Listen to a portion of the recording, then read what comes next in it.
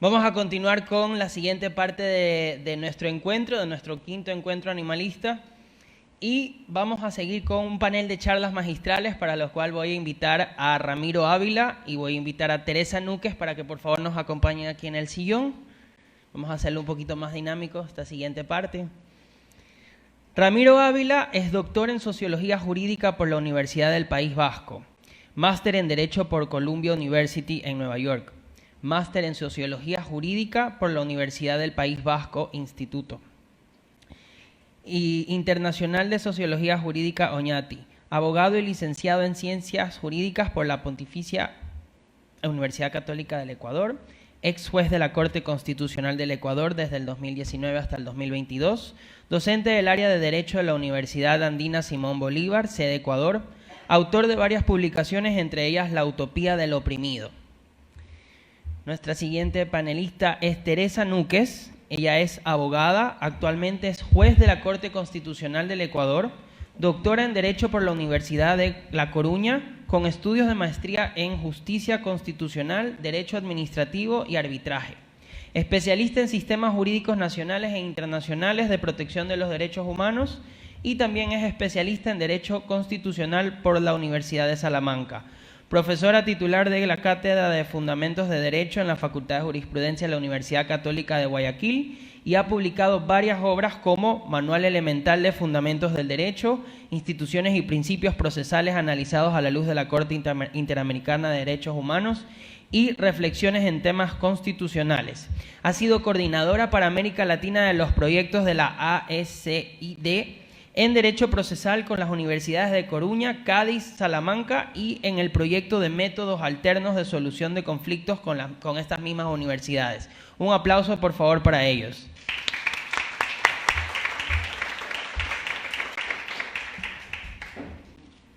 Comenzamos con Ramiro. Y yo le doy la palabra a Teresa. Excelente. Gracias. Bueno, primero quiero agradecerle al Movimiento Animalista Nacional del Ecuador que me haya invitado a participar en este encuentro. Para mí es un honor y un placer poder compartir con ustedes y también así como con mi copanelista, mi amigo Ramiro Ávila, ¿verdad? Que él es un experto en derechos de la naturaleza, así que toda esa experticia se la voy a dejar a él. Yo me voy a dedicar a conversar un poco con ustedes desde dos miradas de la sentencia de la Mona Estrellita, sentencia que declaró a los animales como sujetos de derecho. Y digo que lo voy a hacer desde dos miradas, porque la primera de ellas quiero conversarles mi experiencia personal, no como jueza de la Corte, sino como una persona que tuvo la oportunidad de estudiar y analizar este caso. Y en una segunda parte sí quiero comentarles algunos aspectos centrales de la sentencia que creo que son importantes para el desarrollo del derecho de los animales como sujetos de derecho, como está declarado en el Ecuador. Esta sentencia llega a mí como ponente a través de una atribución especial que tiene la Corte Constitucional, un proceso llamado proceso de selección, en el cual las sentencias del país en materia de derecho de garantías jurisdiccionales llegan para ser revisadas por la Corte y de esa manera la sentencia de habeas corpus del caso Estrellita llegaron a la Corte para su selección. En la sala de selección, los jueces que estaban a cargo de la sala de selección hacen este análisis de la sentencia y ven en ella la oportunidad de desarrollar el derecho de los animales que no había sido tratado en la legislación ecuatoriana, no al menos desde la perspectiva en que trata de hacerlo esta sentencia. Después de que el caso es seleccionado, dentro del proceso de la Corte, viene un periodo en el cual se asigna un juez ponente para que haga una sentencia de revisión. ¿Qué significa esto? Significa que el juez ponente va a tener que empezar a desarrollar ciertas líneas en las que la Corte va a trabajar acerca de derecho animal, en el caso de la Mona Estrellita. Y a mí me tocó la ponencia de la Mona Estrellita. Yo siempre lo comenté con Ramiro y se lo estaba recordando hace un momento, ¿verdad? Que para mí esto implicó un estudio desde el día 1. ¿Por qué? En realidad yo no había tenido mayor contacto con los animales, yo tengo que decirlo de esa manera, ¿verdad? No tenía una mascota y tampoco había trabajado en derecho de los animales. e implicó para mí un desafío. Por eso es que quería contarlo desde mi experiencia personal.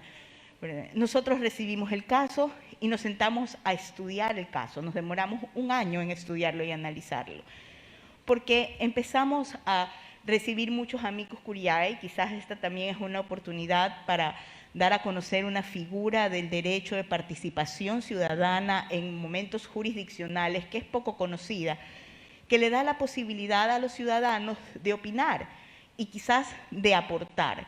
Y ese es uno de los puntos que yo quiero destacar, el aportar. Porque nosotros recibimos amicus de distintas partes del mundo que nos dieron una mirada distinta de hacia dónde teníamos que dirigir el caso.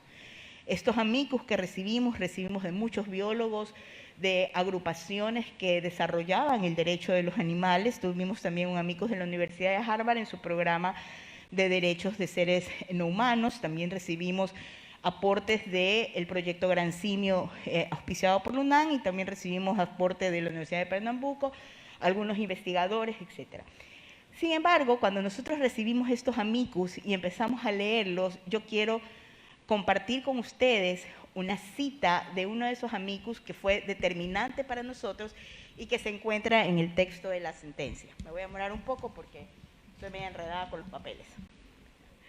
Bien, en esta sentencia, en esta cita de este amicus, que nos llegó un informe muy completo de lo que era un mono chorongo, nos hace notar algunas cosas. Nos dice: un mono chorongo tiene un sistema cognitivo elaborado en un ser social complejo.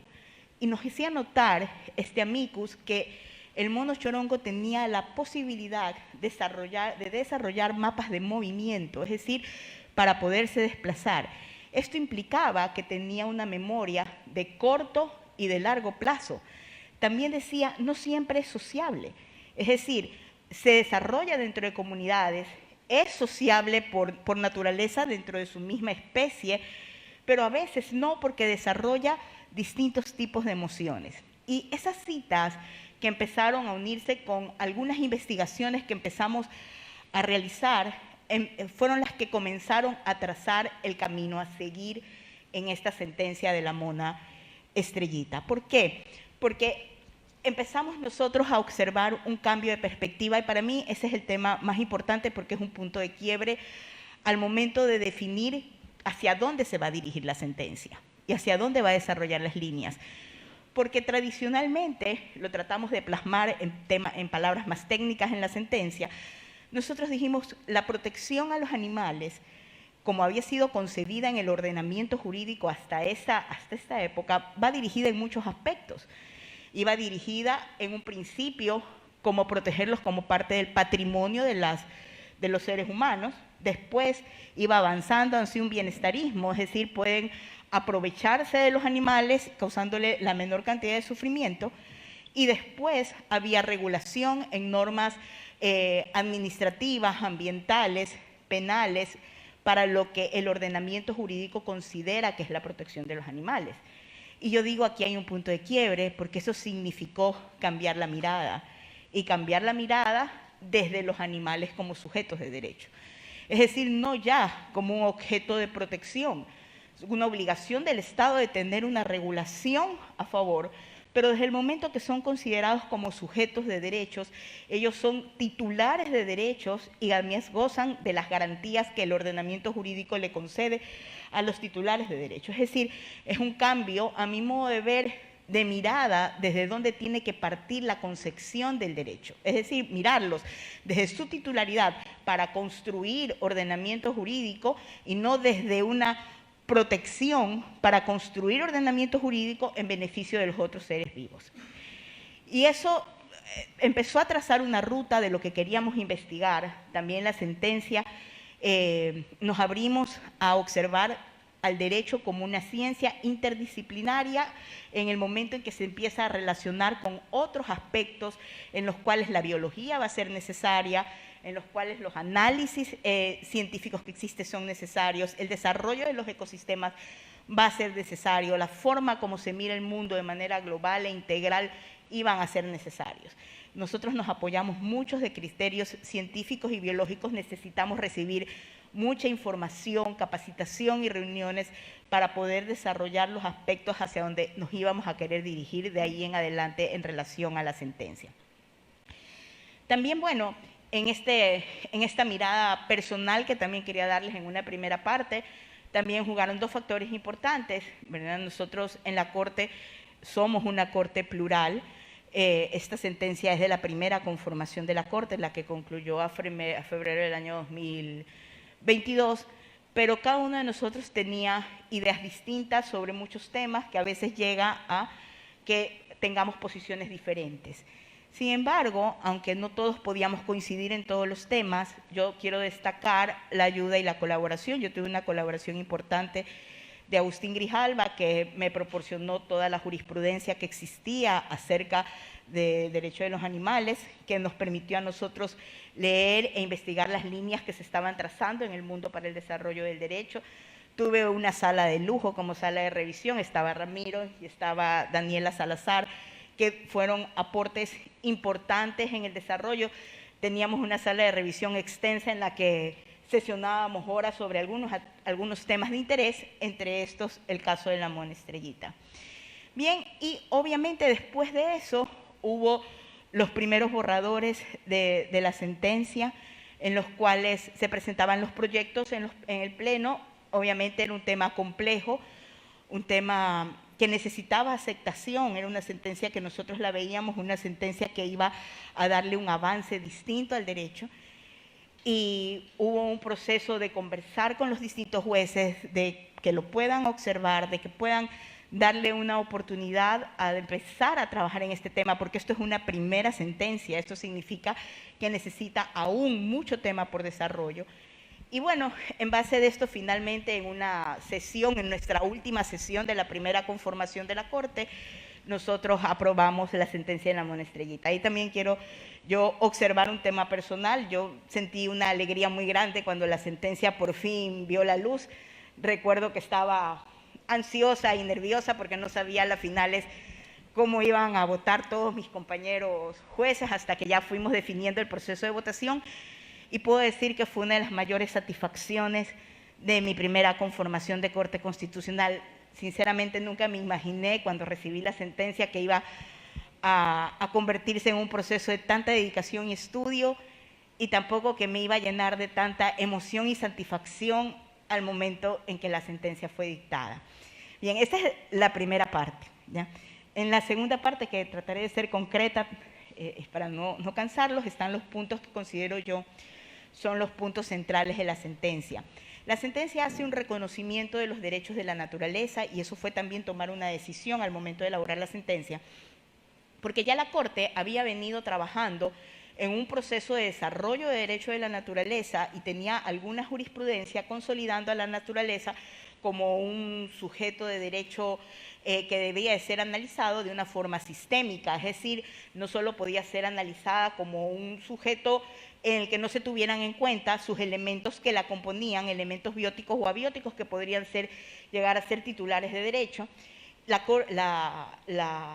La sentencia recoge en una primera parte toda la jurisprudencia de la Corte en relación a los derechos de la naturaleza, y va creando una estructura desde el reconocimiento del derecho a la naturaleza, de los elementos que la integran en sus distintos componentes, la titularidad que pueden tener estos componentes, para avanzar hacia una segunda parte, empezar a construir las líneas de derecho animal. Pero antes de eso, la sentencia toma un punto de partida en relación a uno de los principios que a mí me parece uno de los principios más interesantes de nuestro ordenamiento jurídico, que es un principio de cláusula abierta.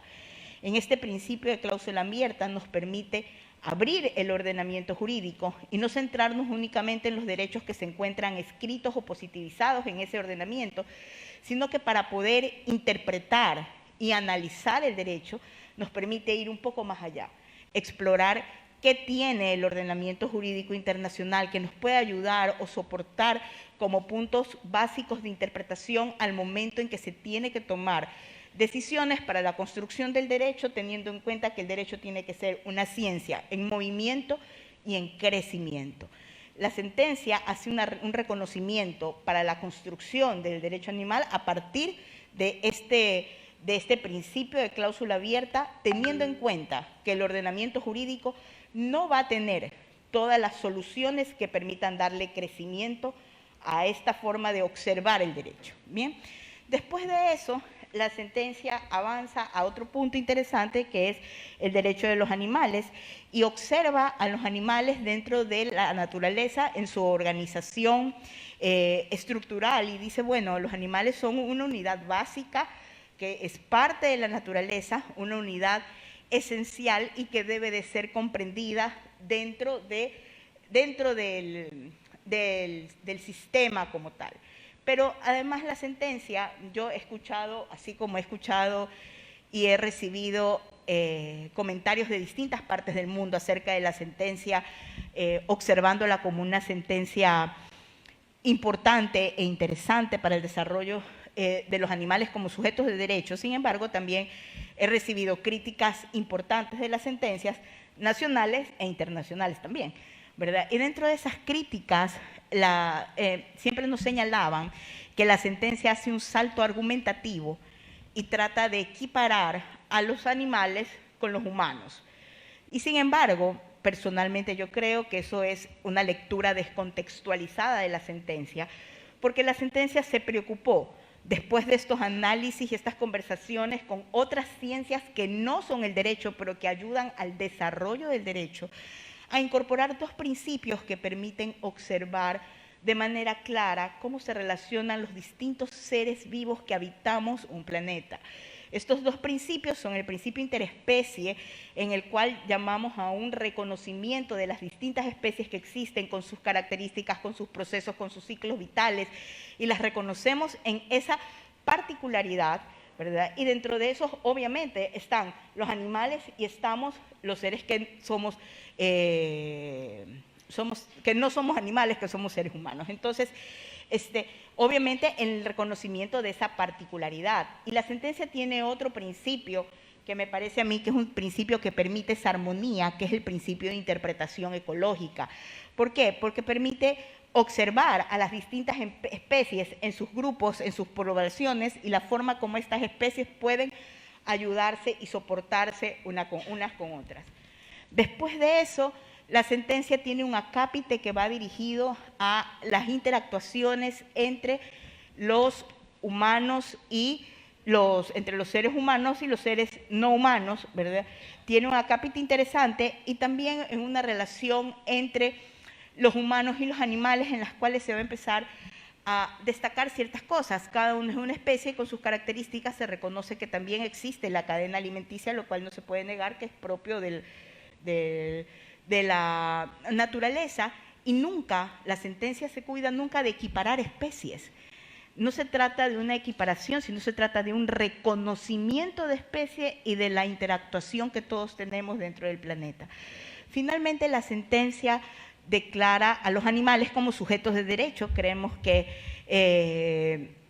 en ese sentido, al ser sujetos de derechos, quizás este es el otro punto de la sentencia que a mi modo de ver es interesante, es que al ser sujetos de derechos, no sujetos de derechos, sino sujetos de derechos, es beneficiario de las garantías jurisdiccionales que tiene el ordenamiento jurídico del Ecuador para la protección de sus derechos. Y aquí no se trata de si es el habeas corpus o es el habeas data o es una acción de protección. Aquí se trata de que, como para todos nosotros, las garantías jurisdiccionales se aplicarán dependiendo de los hechos que ocurran y las situaciones concretas que se realicen, ¿verdad? No se trata de una restricción, de un análisis de una garantía jurisdiccional en concreto. Otros puntos que tuvo la sentencia en la crítica, y que yo sí quisiera referirme a eso, porque es quizás el punto medular que las personas critican, es que había ya voy a terminar, es que había, todo partía de un hecho que era un hecho delictivo, un hecho irregular, todo, pero allí yo creo que la sentencia reconoce las sanciones que se impusieron, ¿verdad?, por tener a una especie silvestre, pero pese a reconocer esta situación, yo creo que en ese punto hay un llamado también a las autoridades a analizar los casos concretos que se presentan. No se trata de extraer a un animal que ha vivido de manera doméstica durante 18 años y trasladarlo a un mundo en el que él no se reconoce y no sabe cómo vivir. Entonces, creo yo que esas transiciones son importantes también para poderlo observar. Bueno, le voy a dar el paso a Ramiro, que creo que me le he cogido.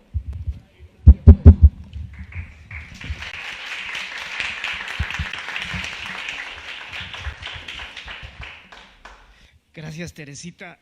Yo quisiera también comenzar agradeciendo a todos y a todas ustedes por estar aquí presentes y también agradecerles porque admiro mucho su lucha por esta ampliación de la conciencia, no solamente para tener empatía con seres humanos, sino también con otros seres no humanos, y yo admiro y aprecio mucho eso. La segunda cosa que quisiera decir es manifestar públicamente mi admiración a Teresita. Yo le vi luchar por esas sentencias complicadas e innovadoras como esta sentencia, tardan en generar consensos. Si ustedes miraran el primer borrador de la sentencia a cómo salió, hay mucho sacrificio de todo lo que ella y su equipo intentó poner. La sentencia era realmente maximalista y todo lo que implica conseguir votos, casi siempre cuando hay una sentencia que tiene un compromiso enorme con la vida, implica ceder, sacar y quitar cosas. En esos debates inmensos, innumerables, para tener los votos necesarios para aprobarse, atrás de eso hubo mucha lucha de persuasión y también mucho sacrificio. Eso era, siempre que se corta un párrafo, que además es como el párrafo, da como mucha pena, y esto pasó mucho en esta sentencia. Entonces, a pesar de esos sacrificios que hubo argumentales, yo creo que la sentencia es quizás la más importante en derechos de la naturaleza. Esta sentencia, como dice Teresita, sale el último día de la primera conformación de la Corte, y esta sentencia me parece a mí que sistematiza todos los avances jurisprudenciales en derechos de la naturaleza y además hace profundas innovaciones que voy a intentar destacar. Yo algunas veces le he dicho a la Teresita en privado, o quizás una vez, pero ahora lo digo en público, a mí me hubiera encantado escribir esa sentencia. Y estoy casi seguro que si a mí me tocaba el tema o me hubiera tocado el caso, no lo hubiera hecho tan bien como lo hizo Teresita. Y por eso mi profunda admiración.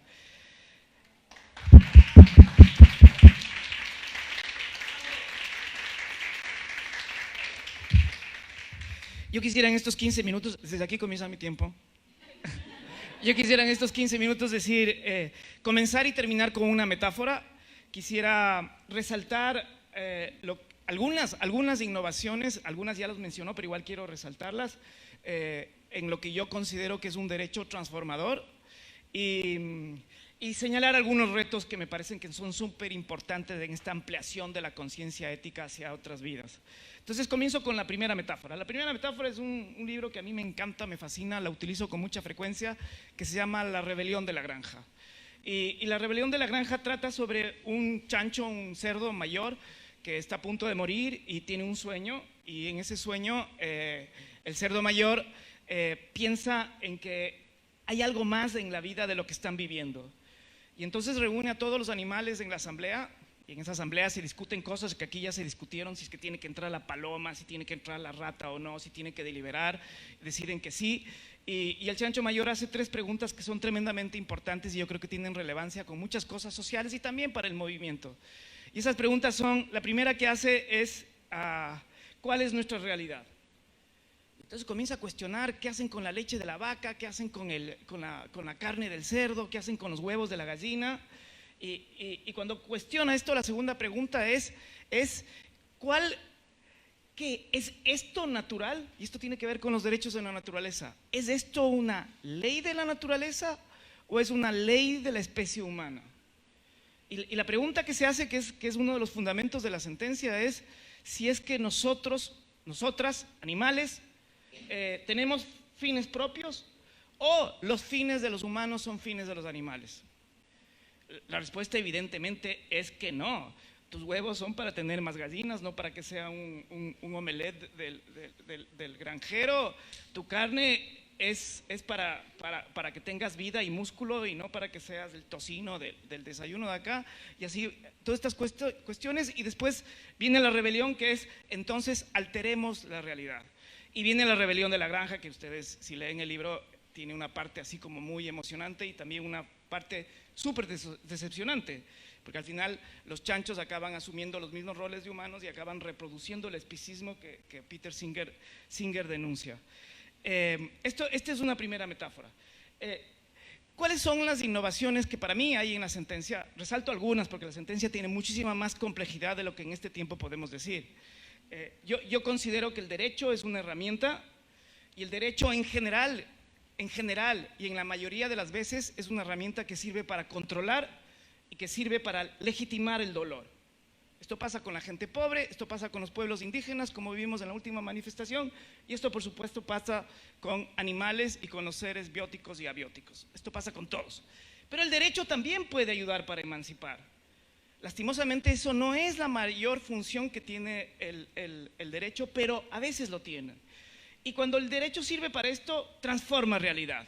Y por esto para mí esta sentencia es tremendamente dentro de una lógica de un derecho y de un constitucionalismo transformador. Algunas innovaciones importantes. La primera gran discusión que tuvo que superar Teresita era si es que los animales son objeto de habeas corpus, y no fue fácil discusión.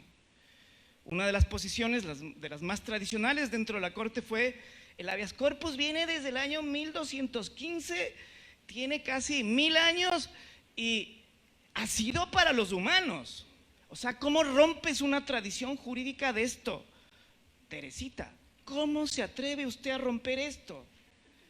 Y esto es interesante porque si ustedes miran la corta evolución que ha tenido la jurisprudencia en el habeas corpus, y digo corta porque digamos, creo que estos últimos 3 años que yo tuve la suerte de compartir con gente como Teresita, hubo una innovación enorme. Entonces, fíjense la primera innovación: el habeas corpus es solo para seres humanos. Primera cosa. Segundo, el habeas corpus es contra el Estado y la tercera cosa, por la forma como te privan de la libertad. Punto. La evolución es impresionante, que ya está en la Constitución y que se desarrolló en la jurisprudencia de la Corte. Uno, el habeas corpus también es para animales, enorme. Segunda cosa, el habeas corpus no solamente es contra el Estado, sino también contra personas privadas. Si ustedes se dan cuenta, la sentencia no concede, la sentencia de Estrellita no concede ni legitima la tenencia de un animal silvestre en una casa. Manifiesta que la regla es que el animal silvestre tiene que estar en su contexto y que la excepción en el contexto era de un animal que estaba 20 años en una casa y que por lo tanto sacarle a la vida silvestre podía ser fatal para ese animal. Entonces, fíjense, por ejemplo, ahí la sentencia de la Teresita cuestiona, de la Teresita, la sentencia cuestiona, o más bien dicho, analiza el rol de los privados y también el rol de lo público. Cuando de pronto entra el ministerio y la agencia esta a la fuerza y saca sin consideración alguna al animal y le lleva a un lugar donde murió a los pocos días. O sea, esto, por ejemplo, es fundamental en el habeas corpus. Una persona dogmática ya no hubiera concedido, porque es animal, y segundo, porque seguramente era una persona privada la que estaba involucrada ahí.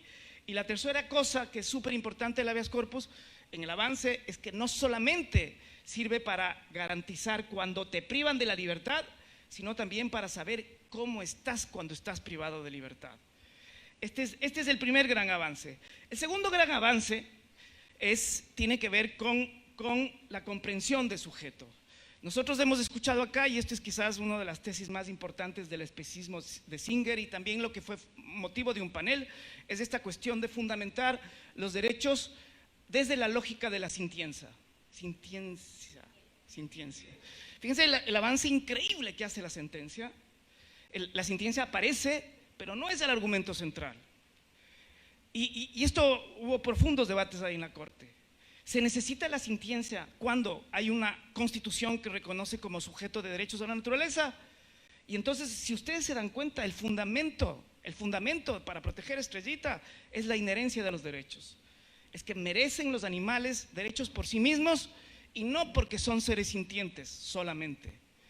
Fíjense ahí, por eso una de las cosas que a mí más me fascina de esta sentencia, que ya está en otras, pero aquí lo hace de forma mucho más compleja, es que se protegen los seres bióticos y los elementos abióticos. Esto es importantísimo.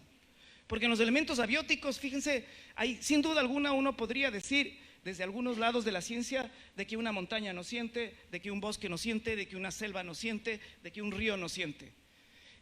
Como esa discusión no es necesaria en Ecuador, porque se reconoce como sujetos a la naturaleza, aquí todos esos seres, y por eso cuando en la sentencia se habla de los seres abióticos, es porque es en ese contexto donde todo es importante. La montaña necesita de los animales depredadores, de los mutualistas, de los animales simbióticos, y también los animales necesitan de la montaña, si no, no hay ríos, si no, no hay bosques, si no, no hay nada, no hay fotosíntesis sin animales, y no hay animales sin vegetales. Entonces esto es, por eso yo digo, o sea, está bien la sentencia, pero por Dios, aquí en Ecuador al menos podemos ir el paso más allá. Esa no es el debate ya, y yo creo que la sentencia pone clarísimo. Aquí los seres de un sistema ecológico tienen derecho por sí mismos y más allá de que nosotros con la ciencia podamos percibir o no.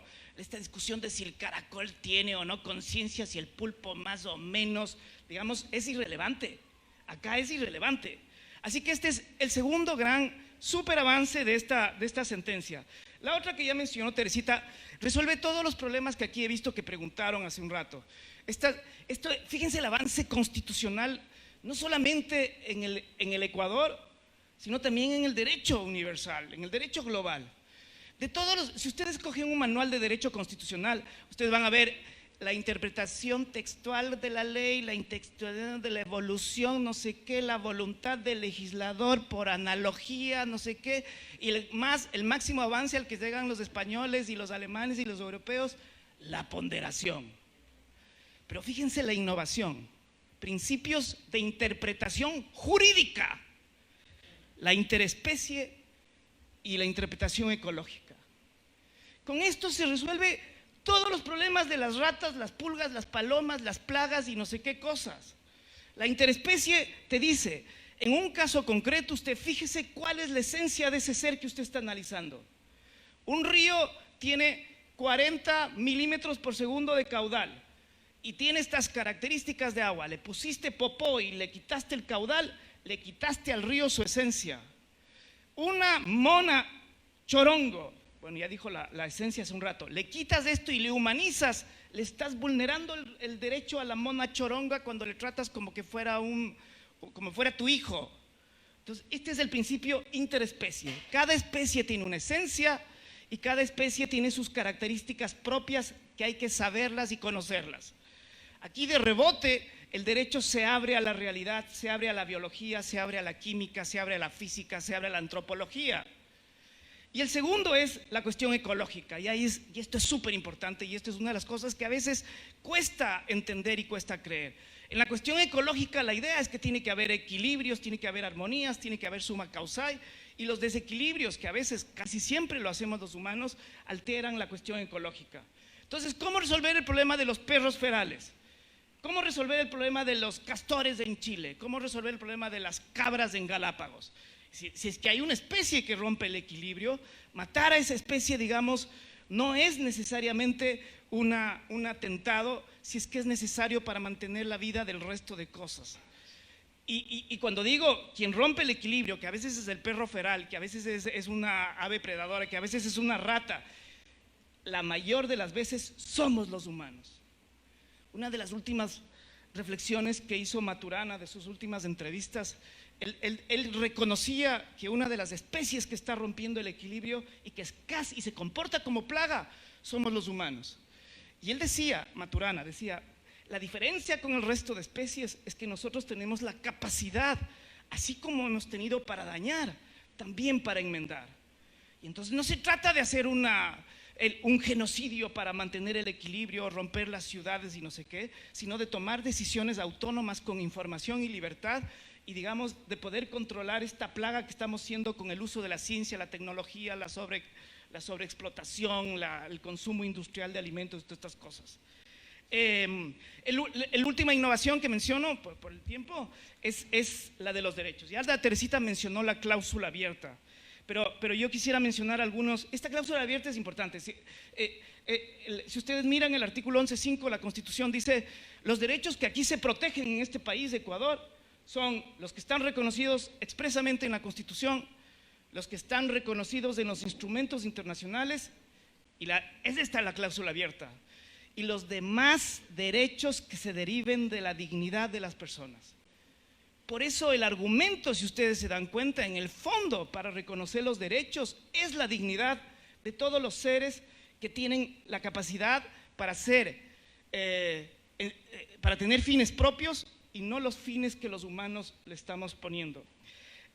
Menciono algunos derechos que están ahí. El derecho a existir.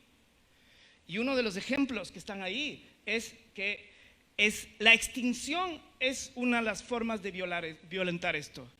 Entonces, por ejemplo, si uno piensa en las ratas y si uno piensa ecosistémicamente en las ratas están alrededor de la basura y de un mal uso de los desechos de los humanos. Si queremos eliminar a las ratas, digamos, eliminar en el sentido de que sean plaga y que cumplan su función ecosistémica, entonces nosotros tenemos que transformar nuestra forma de hacer los desechos. Punto. Esto es, por ejemplo, existir, no extinción. Lo que estoy diciendo es que las ratas no pueden dejar de existir, como tampoco las pulgas, pero si es que están dañando el equilibrio, si es que tú tienes una plaga que te rompe, digamos, por eso a los permacultores yo les amo, porque cuando ellos tienen plagas, lo que hacen es poner más diversidad en su campo. Y cuando tienes más diversidad, generas equilibrio. Cuando tienes monocultivos, en cambio, generas desequilibrios y rompes armonía. Menciono rapidísimo, garantizar el equilibrio es otro de los derechos que están ahí. Libre comportamiento animal según la especie, la prohibición de crueldad, por mencionar algunos. Retos, voy acabando. A mí me parece que fue maravilloso que la primera sentencia que saca la Corte sobre derechos animales sea de animales silvestres. Porque si sacaba sobre animales domésticos, digamos, era mucho más fácil tener empatía con cierto tipo de gente y con mucha gente que ahora, por cuestiones que uno sabe, hay una tendencia a tener tener animales cerca, porque, digamos, nos comunicamos cada vez más difíciles entre seres humanos y los animales, digamos, saben dar un cariño de esos que no exige, digamos, no juzgan los animales, y por eso creo que es el éxito de los animales. No te juzgan y te quieren a pesar de que tú les maltratas o les gritas o lo que sea. Entonces esa lealtad, digamos, mucho tenemos que aprender de ellos. Pero en esa lógica de que se aumentó ya el espectro de protección, hay que pensar en otros tipos de vidas también, y ahí se me ocurre a mí, por ejemplo, la relación entre bacterias y ¿cómo se llama lo que se usa? Los antibióticos, por ejemplo. Yo recién leí un libro que se llama 100% humanos. El 90% del cuerpo nuestro es microbiota. Estamos llenos de no sé qué y nuestra relación es casi siempre negativa con estos seres que nos ayudan a procesar los alimentos y que nos dan tantos beneficios. Los mismos virus.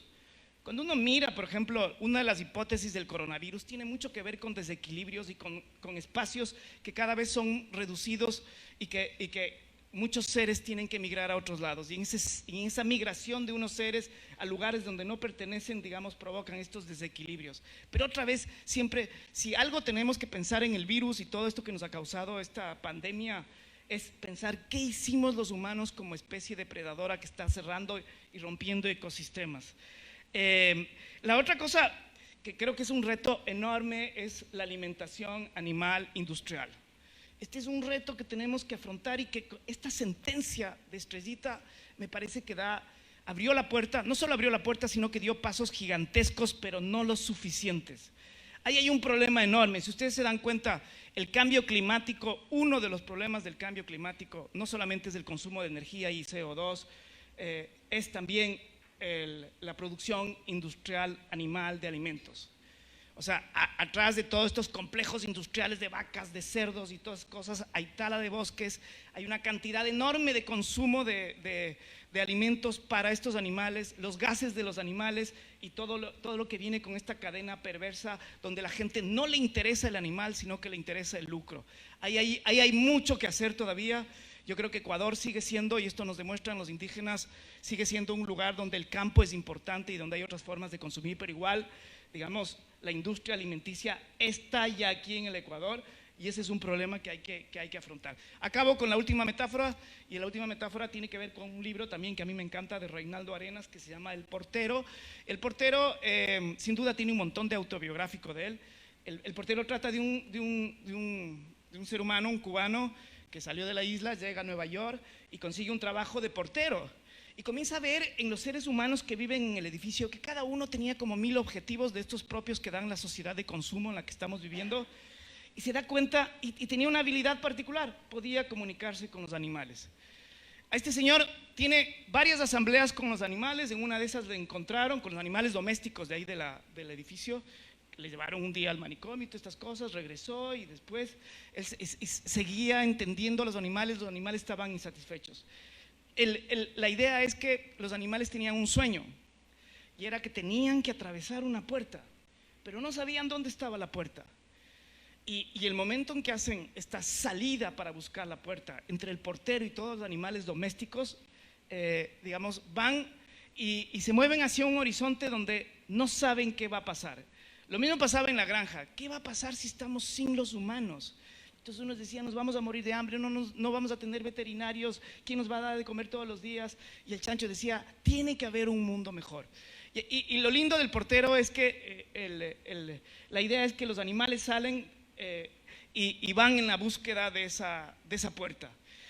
Más allá de qué pasa atrás de la puerta, que es una de las cosas que Peter Singer en su edición del año 20 dice, oigan, hay que tener mucho de cuidado porque liberar a los animales que están en una granja puede significar muerte y un montón de cosas más. Pero hay que caminar hacia una puerta, hacia un mundo diferente.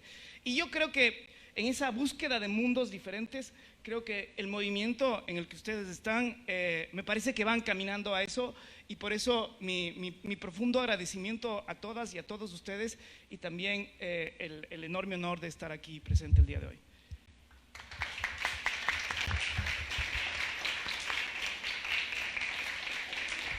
Hola. Hola, hola, hola. Bueno, qué privilegio contar con invitados de lujo como Teresa y Ramiro. Mi más profunda admiración y respeto al trabajo que vienen realizando. Qué ganas de tener más tiempo para poder seguir profundizando en estos temas, ¿verdad? Pero vamos a pasar rápidamente a una ronda de preguntas. Primeramente empiezo con un mensaje para Teresa, anónimo. Los animales del mundo, de corazón te agradecemos por esta maravillosa sentencia. El que haya escrito esto. Hermoso. Bueno, tenemos esta pregunta para Teresa. Nos preocupa que esto abra la puerta para que las personas tengan animales silvestres como mascotas, entendiendo que ningún animal silvestre tendrá bienestar en una casa. Yo creo, bueno, primero quiero decir algo antes de contestar las preguntas. Yo voy a ser un poco restrictiva conmigo mismo en la respuesta por mi rol y porque me van a llegar cosas en las que voy a tener que tomar decisiones. Y no quisiera que esa oportunidad de decidir también se vea viciada por alguna expresión, ¿verdad? En relación a la pregunta, sí, es una preocupación siempre de que las personas no se enmarquen dentro de los mandatos que tiene una sentencia o que puede tener una norma en general. Nosotros hemos siempre tenemos esa misma inquietud. Ahora, la sentencia no le da un aval a retener animales silvestres, ni a apropiarse, ni a sacarlo de sus hábitats. Por el contrario, ¿verdad? La sentencia reconoce que el punto partió de una infracción, mantiene la sanción, lo dice expresamente, y hace un llamado para varios temas. Hace un llamado a la Defensoría del Pueblo para que cumpla con su rol, elabore mesas técnicas, pueda recoger inquietudes y pueda elaborar protocolos que sean necesarios. También hace un llamado a la Asamblea para que en un lapso de 2 años haga una ley en la cual pueda normar las distintas situaciones que pueden existir. Creemos también que el ordenamiento jurídico trae también ya algunas soluciones que pueden ser implementadas de manera responsable.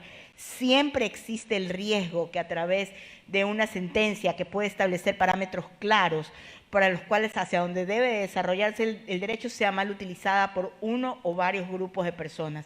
Esos son riesgos que se corren a lo largo de lo que se vive y que no tienen nada que ver realmente con tomar una posición y avanzar, progresar y modificar las estructuras que tiene el derecho. Muchas gracias. Bueno, muchas gracias, Teresa. Sigo con la siguiente pregunta para Ramiro. ¿Consideras que nuestra legislación debería considerar a los animales como personas no humanas sujetos de derechos, independientemente de la especie, tomando en consideración a todos los animales no humanos y no solo a los simios? Es que yo creo que la sentencia ya responde a esa pregunta. La sentencia, como ustedes saben, dentro del proceso, de los procedimientos de la Corte que explicó Teresita al principio, es un precedente obligatorio. Así que aquí en Ecuador, digamos, los animales son sujetos de derechos. Y hay una cosa que también hay que entender en esta lógica de sujeto de derechos, es que no hace falta que una Corte les reconozca para saber si tiene derechos.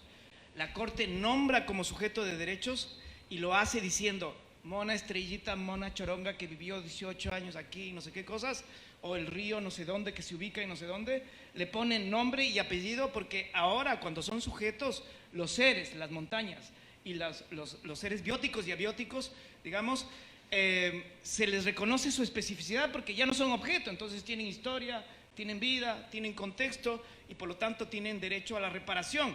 Y para saber la reparación hay que saber ¿qué es eso que está pidiendo y reclamando derechos? Así que aquí son sujetos de derechos ya y la sentencia, digamos, es parte del sistema jurídico y no hace falta una ley específica, sino que ahora hay que ir desarrollando. O sea, es bueno si es que se tiene una ley, porque esa es general y abstracta y en cambio en la jurisprudencia uno tiene que ver que el caso sea análogo y cosas de estas. Pero acá sin duda los animales silvestres tienen derechos, unos mínimos que están ahí y es clarísimo que es parte del sistema jurídico.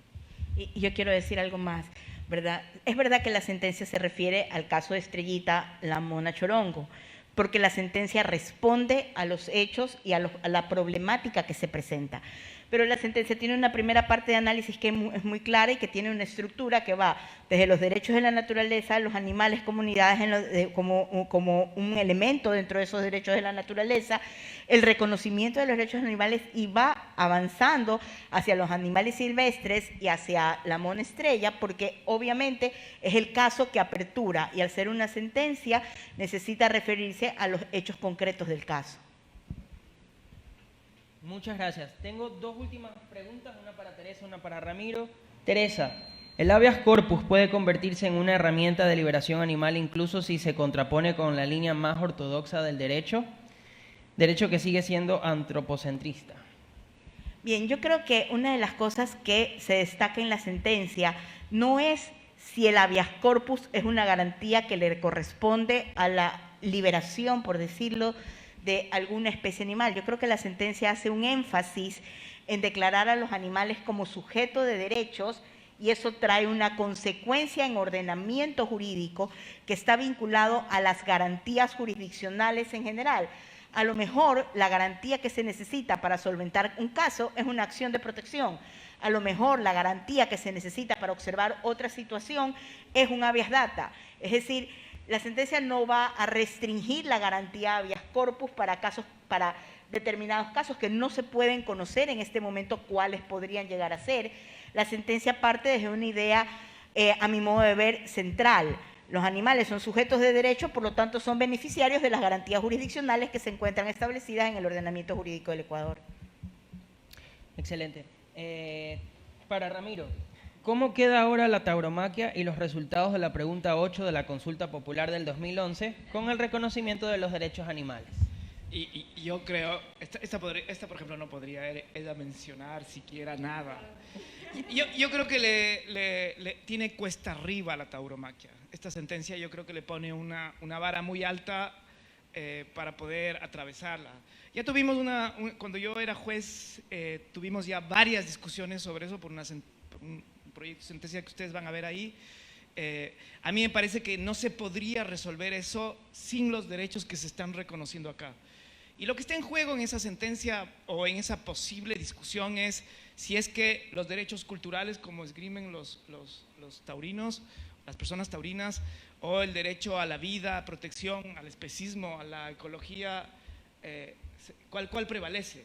Mi posición personal es que sin duda una vida está de lejos por sobre cualquier tradición cultural, la una, y la otra es que jamás en la evolución de los derechos una tradición cultural ha sido lo suficientemente fuerte para impedir que otros seres no puedan tener dignidad. Y estoy hablando de las personas afrodescendientes, estoy hablando de las mujeres, estoy hablando de las personas con discapacidad y, por supuesto, hablar de los animales. Todos esos derechos, todas esas personas se enfrentaron contra la tradición.